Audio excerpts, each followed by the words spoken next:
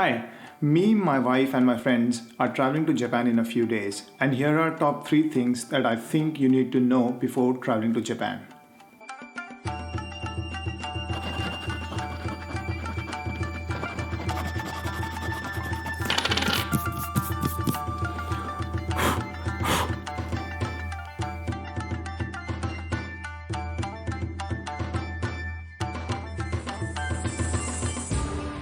Number 1, the Japanese eVisa process. For the eVisa process, you will require the following items. Number 1, flight information. Number 2, stay information. And for that, you need to book flight and accommodation prior to applying for the visa. You can book refundable flights and refundable hotels if you think that your itinerary is not yet complete. But you'll need that information for the e-visa process. To apply for Japan's e-visa, you have to go on Google and just type Japan e-visa, and you get a host of different links based on what your location is. Since I'm in Melbourne, I go and click on this particular link because it is more suitable for me. And then generally you see this link here or this button here. You just press on this and then it takes you to a different website. And then in this website, you have a list of documents and a flow chart explaining you the process, but I'll show the process to you regardless. You can have a read if you want. Once you scroll down, then you see this red tab. You just press on this. And so this is really good because this gives you a window where you can put in things such as your nationality. I'm Indian. And then you can put where you live, and then just basically tourism. That's the purpose of travel, and it gives you a checklist of what things are required.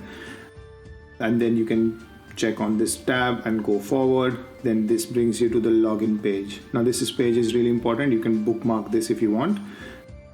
For new users, you just register your email address. In that, you need to put your email address, password, and then it sends an OTP to your email address, and then you verify using that. But since I've already done that, I just go in here and then I type in my credentials. I hope I get it right.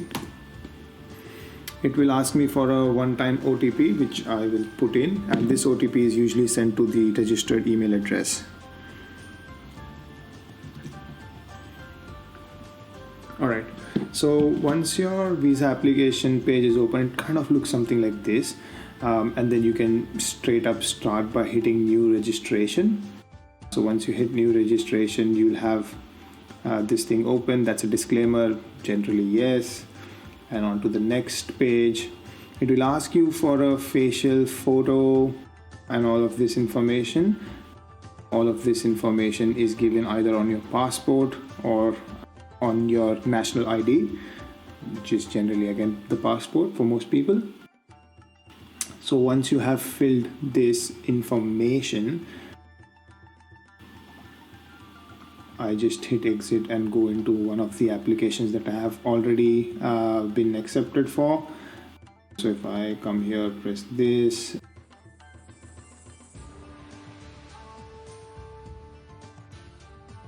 Usually you'll have to provide a JPEG image and not a PDF. So if you have a PDF of your passport in your files, just convert it into a image file via any of the tools available online. But once you have done that, you just upload your JPEG image, come down and put all your information like date of birth, passport number, That's pretty straightforward. And then you go all the way down. You type in travel information such as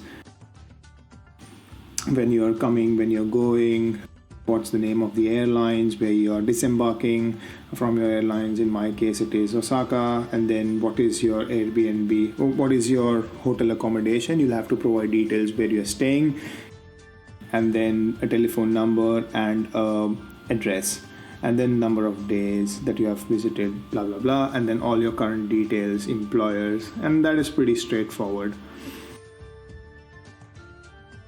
Most important thing that we need to provide as a proof or supporting documents in the visa application process is the itinerary. And I will show you my itinerary, how I prepared one. For a second. Yep, my itinerary looks something like this. It's like a table that I created in Excel. Travelers, me and my friends, and then day by day itinerary of like what flights I'm taking, when I'm landing, where is my Airbnb, what's the number of that Airbnb, what areas am I visiting on that day, and then day number 2 again I'll stay in Osaka. What all things I'm doing, where I'm staying again, and then day 3. So the idea is that you have to provide an itinerary based on each and every day, where you're staying, what's the address, host's phone number, what type of things you're doing, etc., etc., and when you are going. That should also be clearly mentioned towards the end. Your flight details, your outbound flight details, takeoff time, etc., etc. Another thing that you'll be doing is finances. Finances require 3 months of bank statement. If your salary comes into an everyday account and then you move your savings into a savings account, you'll need 3 month statements for both the accounts, not just one savings account. I did this mistake where I just provided the savings account thinking that the balance is higher in that account, but that's not the case. You'll have to provide it for both the accounts. If your savings and everyday account is the same, then just one account only. Then the schedule of stay. Schedule of stay kind of looks like this, where you can just provide a table format of your stay, address, number of days, phone number, check-in date, check-out date, etc., etc. In schedule of stay, you'll have to give them the itinerary for each of the stays that you are doing. Like for example, I'm doing one stay in Kyoto for 2 days, so I give them this document as an image file. Then I'm staying 3 days in Osaka, so I'm giving them this document. And then I'm staying like 6 days in Tokyo, so I give them this document. Of course, if you're taking hotels, you can go on like booking.com or wherever it is and just print that thing out. But the idea is to give them an image file if you have multiple days staying in different areas, so that you can upload multiple files in the portal. Otherwise, if it's just one PDF, then make sure that you combine all these documents in a PDF and upload it. But I find this way a bit more easier. Then the next thing is document to produce relationship. So for example, if you are a minor or you are supported by a person who is sponsoring you financially, then you can prove that using a marriage certificate, birth certificate, etc., or a letter from that particular person. Of course, then the next thing is the passport. Usually I upload my passport as an image file because it allows me to upload multiple files. If it's just one PDF, if it's just a PDF file, you can only upload one file, and that's a limitation of this website. So if you have multiple passports, then you just put an image file of the biodata. Birth certificate's not really necessary. Marriage certificate not really necessary unless if you're financially dependent on that person. And then the last thing is VivoCheck. VivoCheck is basically an online check for people who stay in Australia and are on a visa, suggesting that okay, these people are staying on this particular visa. If you are a citizen of that country, you don't need this check. But it's really simple to get that. All you need to do is come on this website called as VivoCheck. Oops. And then you can just come onto this website. If I'm not wrong, yep, in this section here, check your visa details and conditions. You can come here, put in your passport details. For example, I come here, and then I can put visa grant number as well. So whatever visa grant number I have on my main visa, I put my visa grant number, date of birth, and then my passport number over here, and then country of issuing of that document. In my case, it's India. And then read all, and then check this tab and submit. Then you'll have a letter. So this is the letter. It looks something like this. Just maybe download it for yourself so that you can upload it. But this is also a very important document stating that you are flying from a different country and that country is supporting your stay with some sort of a visa.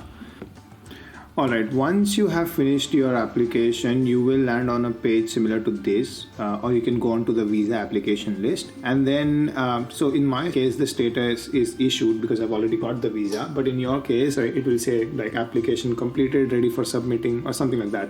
But all you've got to do is check on the box and then press submit. Good thing about this portal is that you can apply visas for all your family members through one portal. You don't have to create different portals.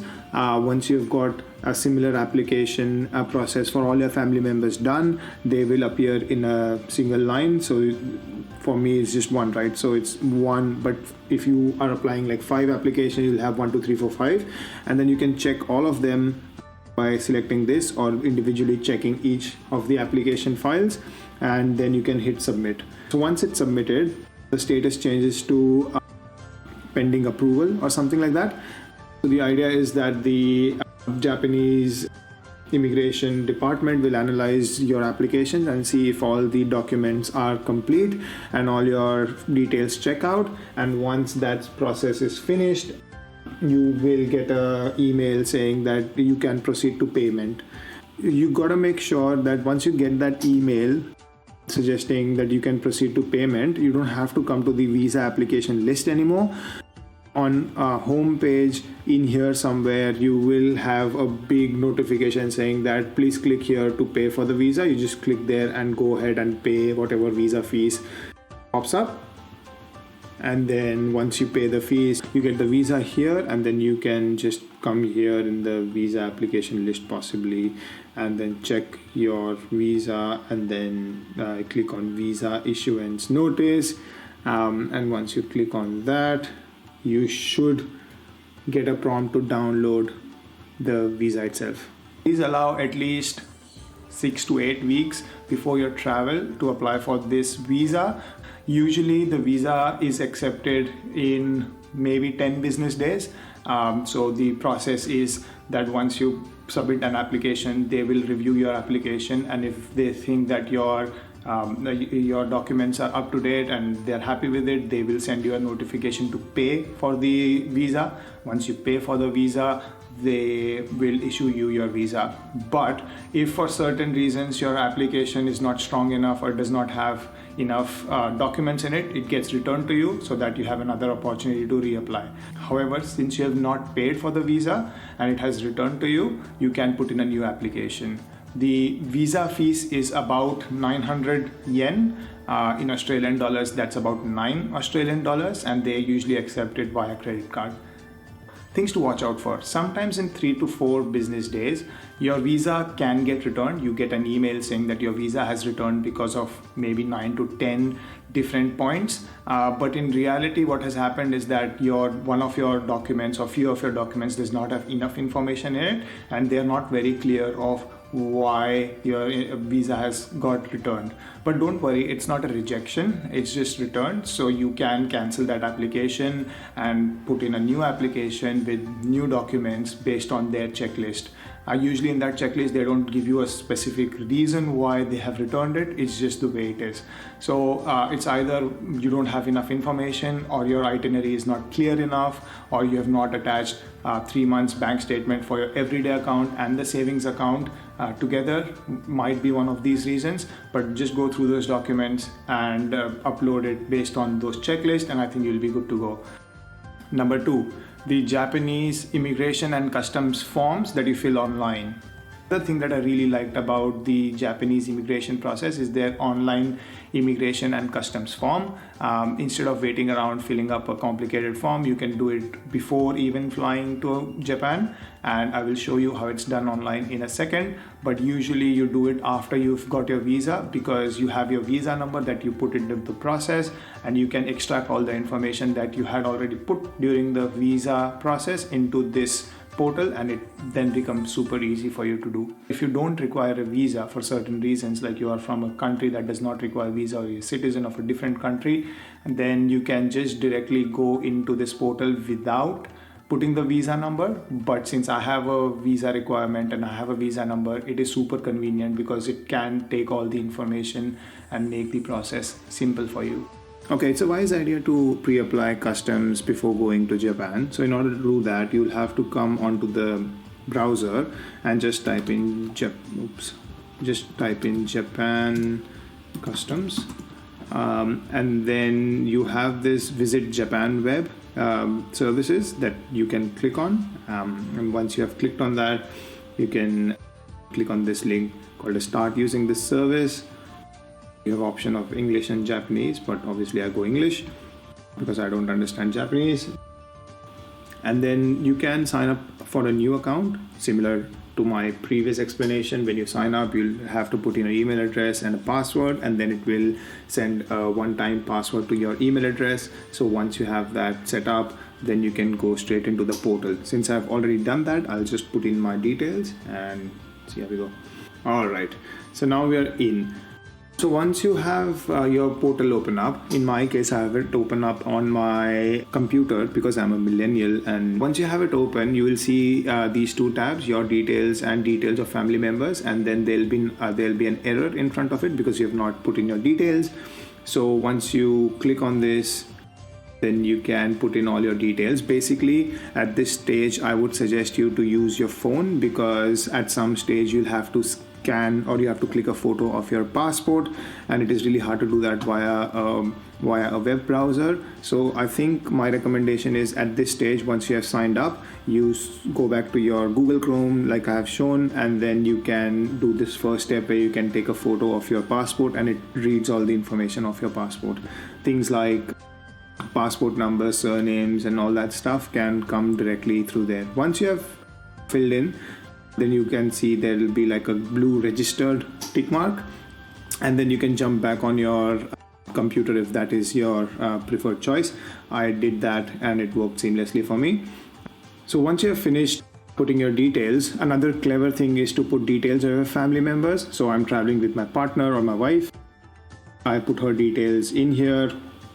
Similar to that process, I don't have to create a different account. I used my account and I just used my phone to click a photo, and then it took all the information from the passport and pre-filled it, which is quite handy. So once you have filled all your details and your family details, you'll have to show your inbound flight and all of those details, which I'm pretty sure we have filled in the visa process as well. So one good thing that you can do is directly bring in the information from your visa application. And obviously this will happen after you have got your visa. So if you click the link like registered, planned entry and return, there's a tab to copy details from visa application. And once you hit that and press next, you can put in your visa number that you will be provided on your visa issuance notice. So that's the issue number, usually starts with a V. If I put my number in here, I can obtain all my details that I filled during the visa process, and then I can just literally copy these details. Similarly, you can do it for your family members as well. They have their own visa issuance number. For example, once I have put in my application, the first application, it will appear like this over here. And once I click on this, then I can scroll down, select my wife, and then link her visa as well directly. And then as you can see, that's her visa number in there. And then once I've done that, there will be a blue tick in front of link visa option as well. And then both of our profiles are set up for immigration clearance and customs declaration, which also you can see here. So once you have done this process, you press on this link, and then they'll ask you a whole heap of questions about the goods and things that you don't want to carry when you're going into Japan, or if you are carrying, you'll have to declare. And then based on whatever you are carrying, you can put a response, check the confirmation, and then just click on update. Once you've done that, then there's this option to display QR code that will become visible. And once you click on that and press agree, you can see your QR code. Now it's a good idea to screenshot this QR code at this stage, so that when you are there during customs, it's easy for you to show it, because sometimes you don't have internet. Similarly, you can do it for your family members as well. Same process, you link the visa, you go ahead, put in the customs declaration forms, check and update. Once you have linked everything, you'll have these blue check boxes, and then you can display QR codes for each of your family member, which will come handy when you get down on any of the Japanese international airports. Number 3, the travel card or the Suica card. The Suica card is just basically like any other travel card that might be in your country. People might have told you that JR Pass is the most popular way to travel around Japan, which generally is correct. So I think in Japan there are different railway companies and JR is one of those. But you might also realize that JR trains don't go to all destinations and not all trains fall under the JR Pass. So the travel card is really important, and you can put your travel card in your Apple Wallet before even flying to Japan, and I'll show you in a second. So in Japan, travel cards come in 3 types. You've got the iCoca card, you've got the Suica card, and you've got the PASMO. All 3 types of cards allow you to access subway, metro, and any other sort of public transport like bus. In order to put the Suica card or the iCoca card in your Apple Wallet, all you gotta do is first search the wallet. There is my wallet, and then once you have entered the wallet, on your top right hand corner you'll see this plus symbol. Once you hit that, it shows you whole heap of options. Right at the bottom you've got the transit card. You hit that, and in search you can search for Suica. Then you press continue. Once you have selected this, you can put in the amount of money that you want to add into this card. Here I'm adding about 1,000 Japanese yen. And then it asks you a bit of terms and conditions. You just typically scroll through it and press agree. At the end of it, once you've agreed to that, it asks you for your credit card. If you've got Apple Pay, it can just use that, or if you have got a physical card, you can use that as well. And once you have accepted that, the payment happens and you've got 1,000 yen in your Suica card ready to go. Similarly, you can do this for your IC or iCoca card as well. Sometimes some people find it hard to put money on their IC card, but if you use a MasterCard, it works well. And similarly for Suica card, Visa works better than MasterCard. But you can try both of them and see which one works for you. What I showed you is for an iPhone, and I use an Android. There is no way to put the Suica card in your Android wallet. So what we will have to do is to go to Japan and buy the Suica card and make the transaction using that physical Suica card. But until then, I hope you have enjoyed this video. Please write to me in the comments if you have any questions, and I'll try to answer them to the best of my knowledge. And until next time, bye bye.